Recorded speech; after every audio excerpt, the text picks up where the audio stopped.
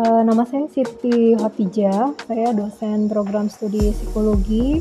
Rumpun mata kuliah saya memang banyaknya berkaitan dengan psikologi klinis, ya, psikologi abnormal, kesehatan mental, juga psikologi kebencanaan, ya, psikologi kesehatan.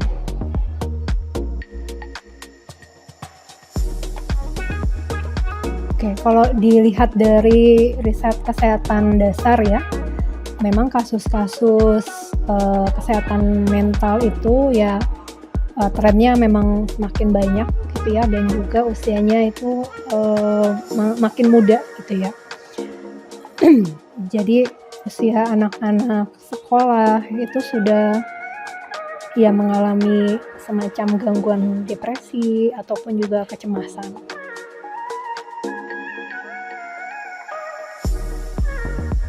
Ya memang tuh harusnya ada penelitian yang lebih dalam terkait dengan remaja ya.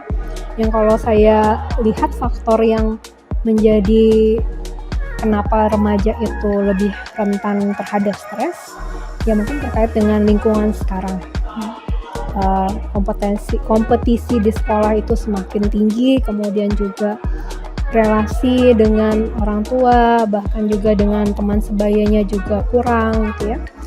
Sehingga itu yang membuat mereka jadi tidak punya tempat lagi untuk sekedar curhat atau sekedar ngobrol terkait dengan permasalahan hidup sehari-hari gitu ya.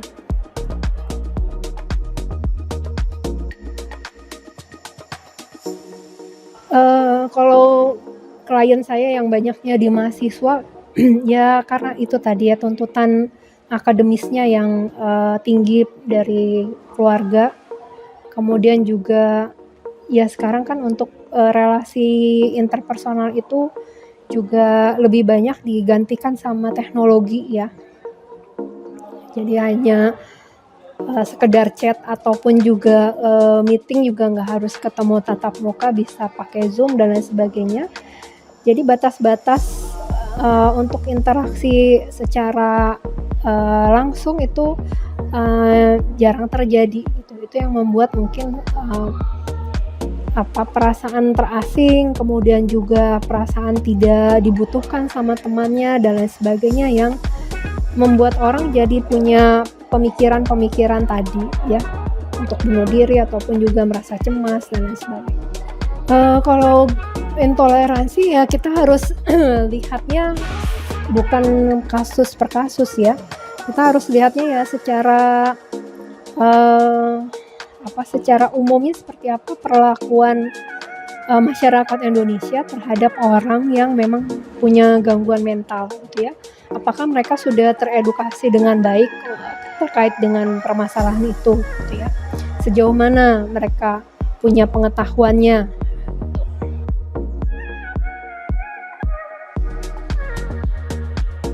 Ya kalau terkait dengan masalah itu ya pasti ada ya.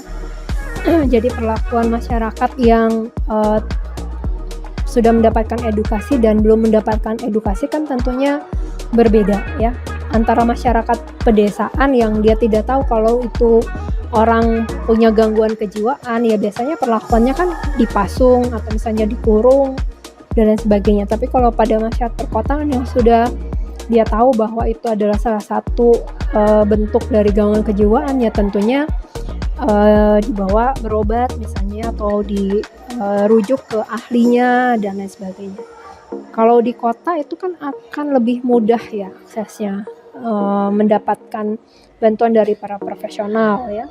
Di Halodoc aja sudah banyak kan psikolog yang berpraktek, mungkin juga psikiater juga ada, itu udah bisa kita akses secara online.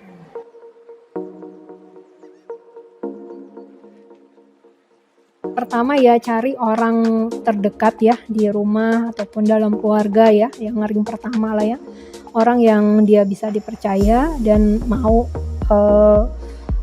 membantu dia untuk mencari bantuan ya. Atau kalau sekarang ya sudah banyak konsultasi online gitu ya, di Halodoc atau dimanapun ya dia bisa mencari itu bantuan. Kalau di psikologi itu ada extension 119 extension 8 ya. Dari zaman Covid itu mulai adanya itu untuk di saluran untuk orang-orang yang ingin berkonsultasi berkaitan dengan masalah psikologis gitu. Jadi bisa menggunakan itu dulu. Nanti kalau misalnya memang permasalahannya serius, nanti diarahkan harus kemana. Gitu.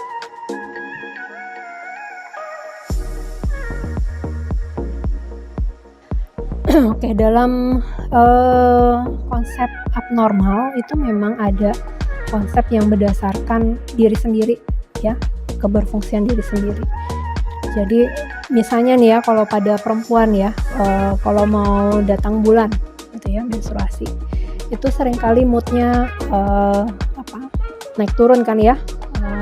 Ada istilah senggol bacok ya, kesenggol sedikit langsung marah gitu ya, sensitif dan sebagainya.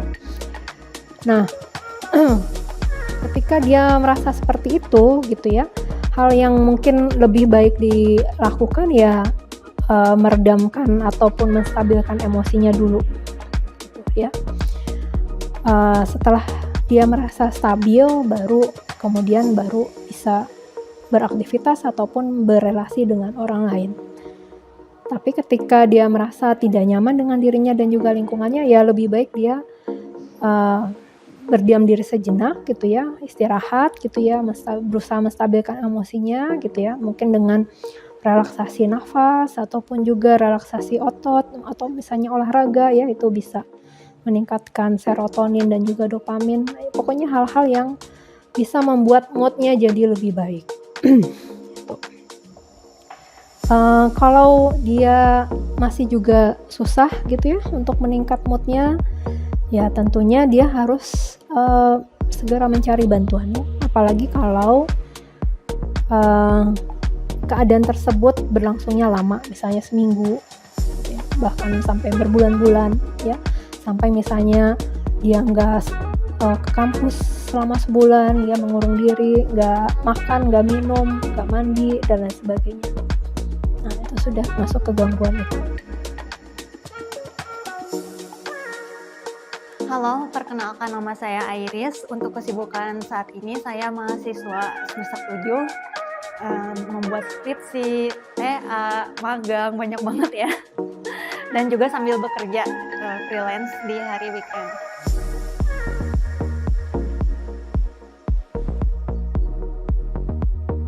Yang pertama tuh aku miris ya, banyak yang nggak terselamatkan gitu dengan gangguan mental health. Sebenarnya itu masih bisa diselamatkan kalau misalnya di lingkungan keluarga kita, sahabat kita tahu kalau dia itu mengalami gejala depresi misalnya kayak bipolar kayak gitu yang menyebabkan bunuh diri kayak gitu. Sebenarnya itu bisa dicegah, cuman masyarakat di kita itu masih awam tentang mental health. Inginnya sih masyarakat tuh pada tahu ya, diedukasi tentang mental health, karena baru-baru ini kan booming tentang mental health gitu. Yang kalau orang tua dulu kayak misalnya kalau kita ngobrol sama orang tua dulu, wah kamu nggak mengalami yang ibu rasakan, yang ayah rasakan kayak gitu, nggak seberat masalah dulu yang ibu rasakan dulu gitu. Kamu tinggal belajar doang, apa susahnya gitu, kenapa kamu bisa mengalami mental health kayak gitu, apa yang kurang kayak gitu.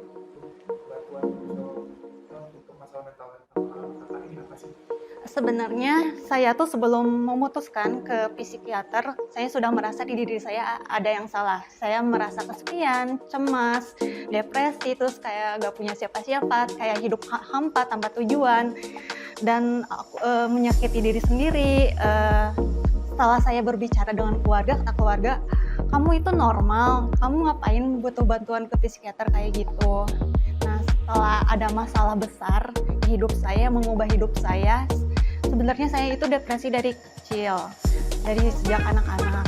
Nah, setelah ada masalah besar itu, muncullah pemacunya, pemantiknya, sehingga saya mengalami didiagnosa oleh dokter dan psikolog kalau saya itu mengidap depresi berat, skizofrenia, dan bipolar. Apa aja sih, kenapa gitu saya ke psikiater? karena waktu mengalami kejadian itu saya tidak bisa tidur selama 7 hari.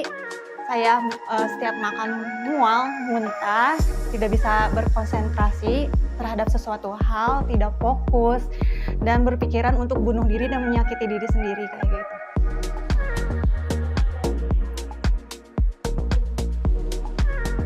Saya bilang ke keluarga kalau saya itu nggak kuat dengan perasaan saya yang asalnya semangat turun ke bawah depresi kayak gitu, itu yang sangat mengganggu, itu yang paling menyakitkan gitu. Saya nggak kuat dengan penyakit ini gitu. Saya memohon ke keluarga saya untuk saya dibawa pergi ke psikiater karena selama 7 hari itu benar-benar badan saya tuh fresh banget, gak ngerasa ngantuk kayak apa-apa gitu. Udah gitu keluarga pun memutuskan untuk ke psikiater, dan di psikiater itu saya tuh dipisah antara obrolan saya dan keluarga. Jadi dicari penyebab masalah saya bisa depresi kayak gitu, dan ternyata itu dari faktor keluarga ternyata, terus dari masalah saya dibully waktu SD dan SMP, dan juga di masalah saya ditinggalkan oleh orang yang saya anggap itu spesial gitu, yang berharga buat saya gitu. Saya tiba-tiba ditinggalkan begitu saja gitu. Langsung atau kayak support mereka gitu, oh yaudah ayo atau gimana sih? Sebenarnya yang awal-awal sebelum tidur tuh mereka jangan dulu lah ke psikiater kayak gitu. Nah setelah 7 hari mungkin ngelihat kasihan gitu, saya gak bisa makan, kayak turun berat badan 4 kilo, udah gitu tidak bisa berkonsentrasi dalam ngomong, bener-bener ngelantur banget dan tidak bisa tidur. Akhirnya keluarga memutuskan untuk ke psikiater.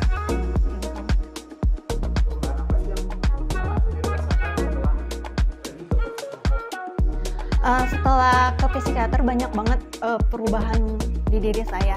Saya itu berobat setahun setengah. Pengobatannya itu rutin, jadi gak boleh lepas obat. Jadi emang setiap hari itu harus rutin sampai sekarang gitu, gak boleh lepas. Perubahannya asalnya saya tuh yang perubahan mood swing, yang dari senang ke bawah kayak gitu, yang bisa disebut kita bipolar, itu mengurangi. Terus kecemasan saya pun mengurang, terus penyakit saya yang mimpi buruk selama 3 bulan itu dan serangan panik itu saya mengurangi, kayak gemeteran kayak gitu, setiap nulis gemeteran kayak gitu, emang bener-bener ngebantu banget dari obat psikiater itu. Terus dan motivasi dari psikiater itu sangat membantu, dan dukungan dari keluarga juga yang mulai paham tentang mental health juga, itu sangat membantu, dan teman-teman, dosen juga gitu pada membantu, sangat membantu banget.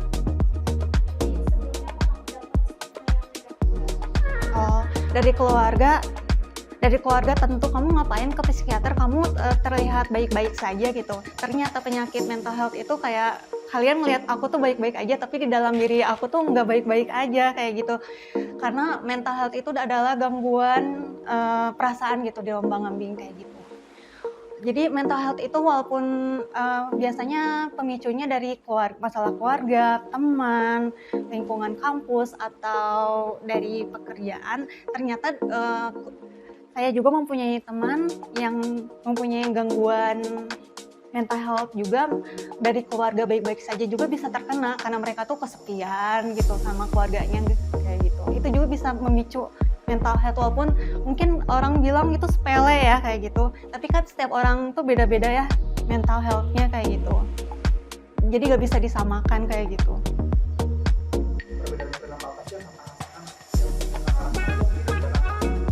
Mereka yang mengerti mental health, mereka tuh kayak iba, kayak kasihan kayak gitu, terus mendukung, nge-support. Kalau yang nggak tahu apaan sih, kayak lebay kamu ke psikiater kayak gitu, masalah hidup apa sih kayak gitu yang kamu alami, lebih berat masalah hidup aku kayak gitu dibanding-bandingin sama orang lain kayak gitu. Iya, tentu kayak gitu. Ngapain kamu minum obat-obat kayak gitu, gak baik buat tubuh kamu kayak gitu kan. Sebenarnya mereka tuh mereka nggak ngerasain yang aku rasakan ya gitu. Terus aku juga banyak perubahan gitu dengan datang ke psikolog itu, ke psikiater itu.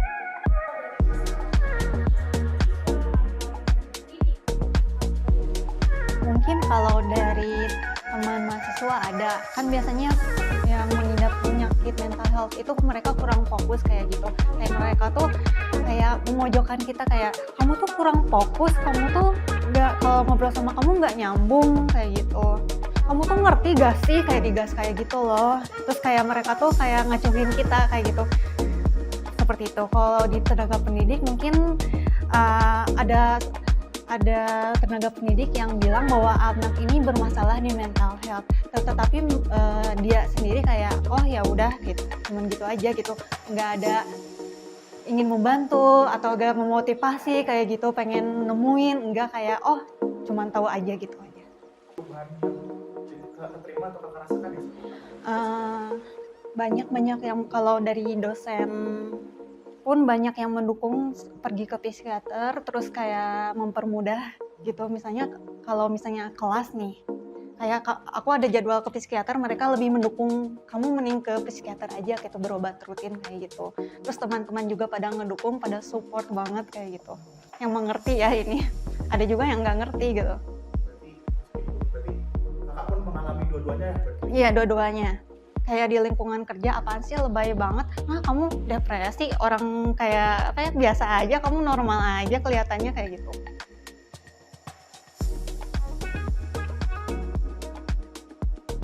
Sebenarnya kita tuh gak bisa mengendalikan orang lain ya. Kalau kita misalnya menjelaskan ke orang yang nggak mau ngerti, mereka nggak bakal ngerti. Kalau kita menjelaskan ke orang yang mau mengerti, biasanya aku menjelaskan ke orang yang mau mengerti gitu tentang mental health kayak gitu, mereka akhirnya ngerti gitu tentang kondisi kayak gini gitu.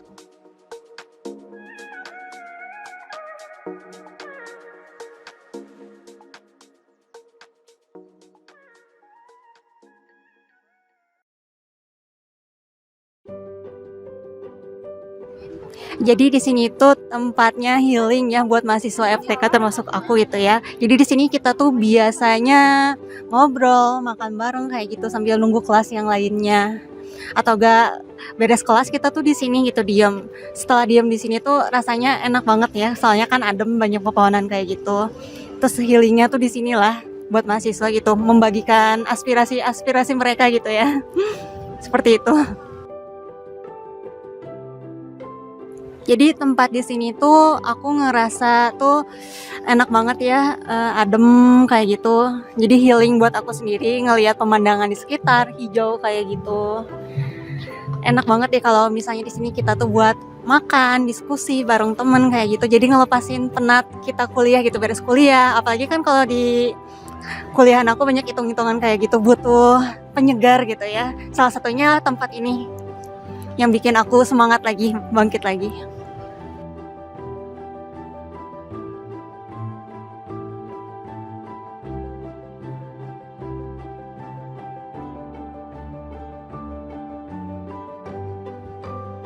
Gimana ya, kalau memang itu sudah mengganggu gitu ya, mengganggu kehidupan sehari-hari dan juga nanti akan berdampak pada masa depan, ya sebaiknya ya beranikan diri untuk ke profesional ya.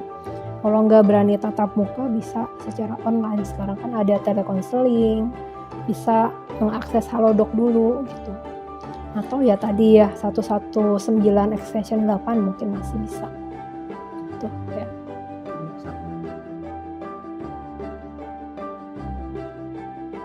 Oke. Mental yang sehat itu adalah tanggung jawab kita semua gitu ya. Tanggung jawab pribadi dan juga kelompok masyarakat. Pribadi yang sehat itu lahir dari masyarakat yang juga sehat. Ya, sehingga jadilah pribadi yang sehat untuk bisa menciptakan masyarakat yang sehat. Masyarakat yang sehat itu ya masyarakat yang bebas dari diskriminasi atau juga intoleransi. Gitu.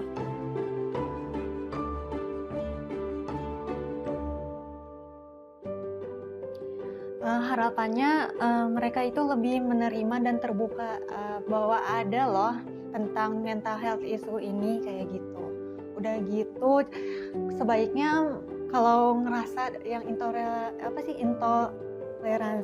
intoleransi ini, mereka tuh bisa membantu merangkul yang mempunyai mental health ini, karena dengan membantu itu kalian bisa menyelamatkan satu jiwa loh, menyelamatkan seseorang dengan bantuan tersebut. Bantuannya tuh nggak usah misalnya kita tuh misalnya pengidap mental health ini misalnya punya masalah ini, punya A ini, kita nggak usah bantuin, itu cuman cukup didengar aja gitu dan tanpa dijudge gitu dengan masalah mereka kayak gitu, dan butuh ditemani juga gitu, didukung kayak gitu, dimengerti ya gitu.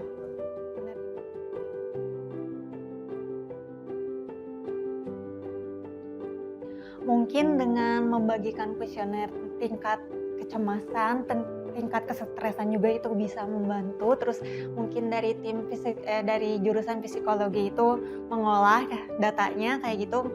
Jadi diketahui nih ada mahasiswa yang mengidap mental health tersebut dan bisa dilakukan penanganan terhadap terhadap mahasiswa yang terkena mental health tersebut. Dan juga mungkin beberapa mahasiswa di kampus itu nggak mau ke psikiater atau ke psikolog, bisa mendapatkan layanan dari kampus mungkin ya kayak gitu. Terus dengan biaya yang terjangkau, jadi mahasiswa yang terkena mental health itu bisa diselamatkan gitu, bisa dibantu oleh pihak kampus kayak gitu. Mungkin ada juga penyuluhan terhadap dosen, mahasiswa, tenaga pendidik tentang isu-isu mental health gitu. Apabila mengalami masalah tersebut bisa dibantu ke psikiater atau ke psikolog yang lebih paham kayak gitu. Juga membantu mungkin lebih meningkatkan mental kita biar lebih baik gitu buat mahasiswa. Apalagi kan kalau mahasiswa tuh mental health mungkin tekanan dari tugas kayak gitu, keluarga, teman, bisa jadi gitu.